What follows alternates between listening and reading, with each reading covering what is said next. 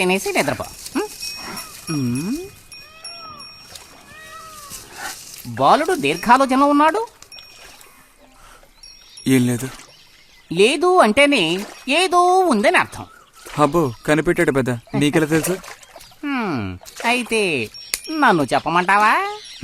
ఏంటి? నీ మనసులో ఉన్నదేమిటో నేను చెప్పనా? చెప్పు చూద్దాం.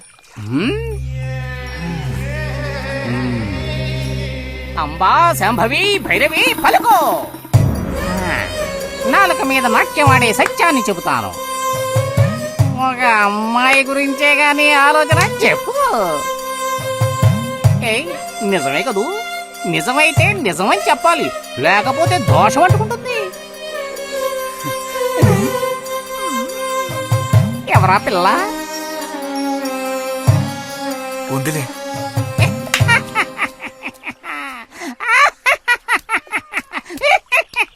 పిల్లకి పేరు ఊరు లేదా బాలక? ఆ వివరాలు నీకెందుకు, ఒక పిల్ల అంతే. పోనీ ఏదైనా ఒక ఆనవాలు చెప్పను. సరే వద్దులే.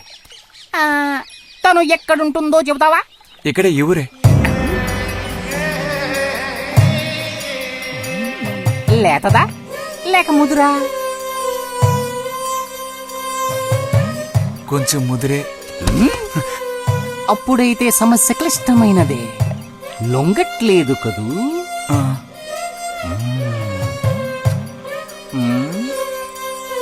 దారుంది, ఏం భయపడక్కర్లేదు.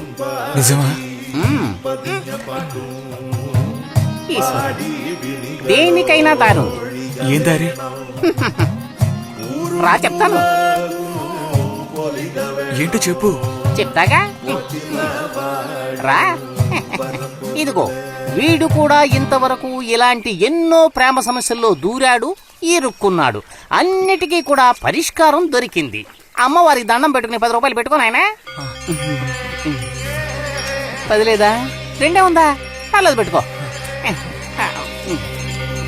వశీకరణ ఓం ఫట్ స్వాహా.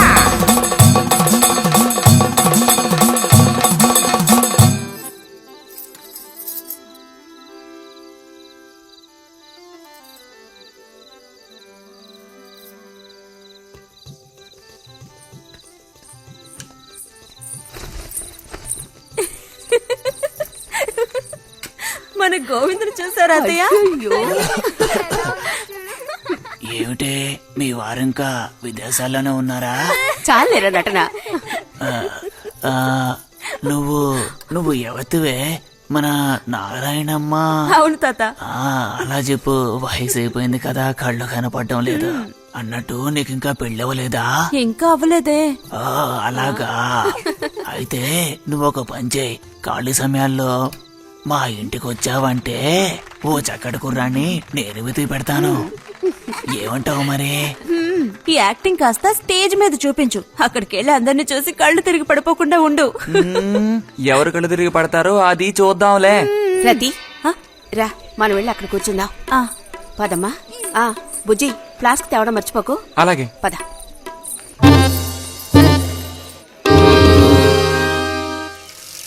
ఏరా, మీ అమ్మ ఎక్కడుంది? కలిసి గుడికి వెళదామని చెప్పింది. తయారైందా లేదా? అమ్మ ఇంట్లోనే ఉంది. అన్నట్టు రతుందా? పెరట్లో ఉందిరా, వెళ్ళు. అలాగే.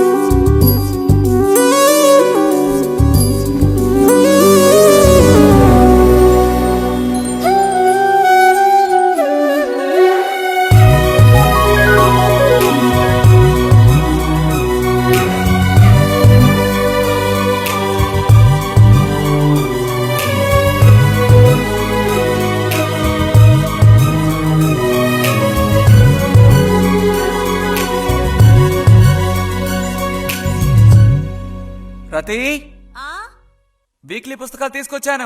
అక్కడ పెట్టేళ్ళు. మరి నేను బయలుదేరినా? సరే.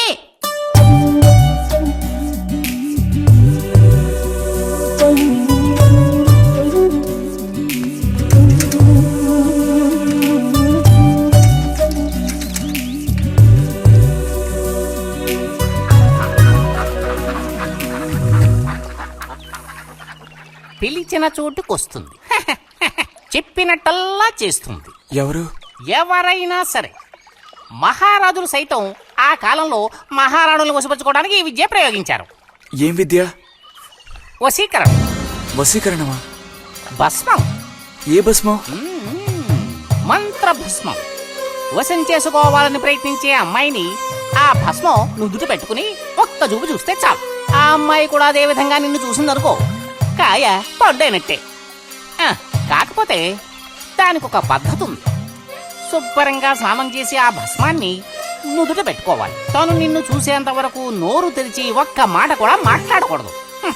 రాత్రి వెళ్ళి పిలిస్తే నిద్రపోతున్న మంచం మించి కూడా లేచి వచ్చి తోక ఆడించుకుంటూ నించుంటుంది. ఇది ఎక్కడ దొరుకుతుందంటావు?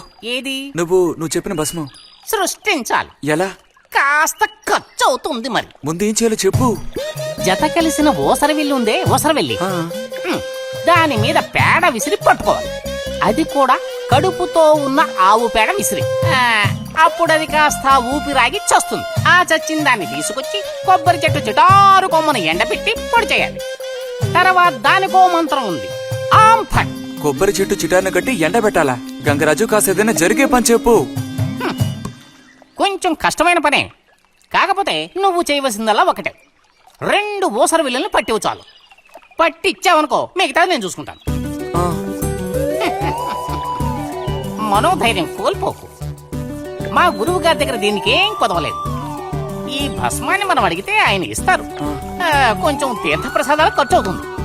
ఎంత ఖర్చు అవుతుంది? ఇప్పటికో 5 రూపాయలు ఇచ్చావంటే పని అవుతుంది. నెత్తిన పోసుకోవచ్చు. ఏంటి 5 రూపాయలు చాలా? అదేం పెద్ద ప్రాబ్లం కాదు. బాలక, ఆత్మధైర్యంతో ముందుకు సాగావనుకో అవ్వందంటూ లేనే లేదు.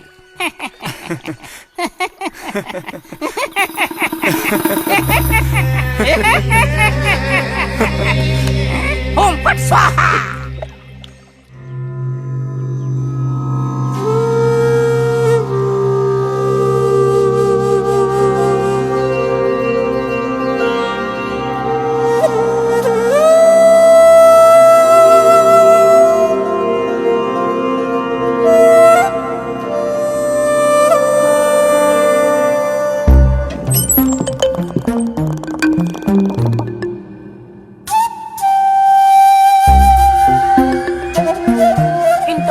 లేచి స్నానం చేసావు, ఎక్కడికి వెళ్ళాలేంటి?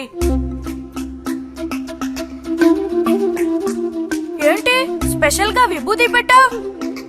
ఏంటి విశేషం? నువ్వు పోరా.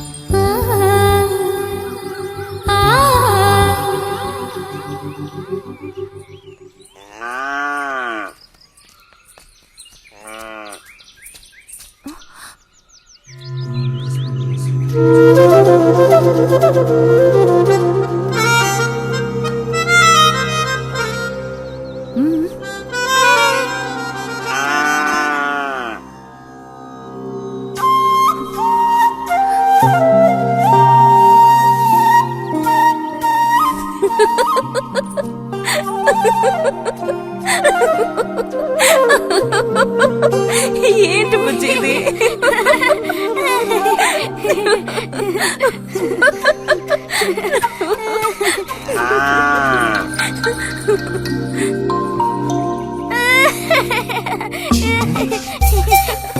ఆగు, ఆగమంటుంటే, ఆగు. రే నిన్నెవరు ఇక్కడికి రమ్మంది? నిన్ను నీకు ఇప్పుడే అమ్మాయి కావాల్సి వచ్చిందా? చెప్పు.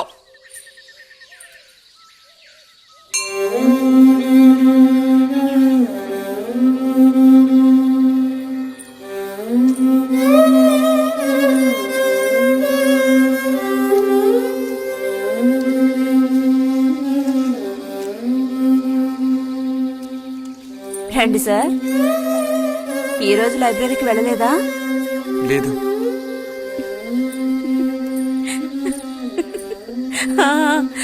ఆ రోజేంటి పెద్ద విభూతి పెట్టుకుని తపస్సు చేస్తూ కూర్చున్నావు?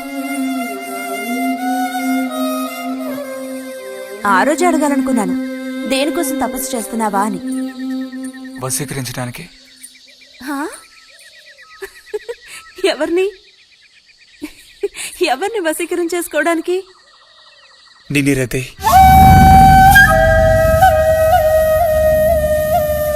బుజ్జి ఏమిటి అనేది? అవును, నిన్నే. ఏంటి బుజ్జి ఇది? ఎంత చనువు ఉంటే మాత్రం ఇలా మితిమీరి ప్రవర్తిస్తావా? ఇంకాపు ఇలాంటి పిచ్చి పిచ్చి ఆటలు నాతో ఆడుకో చెప్తున్నాను. ఛే!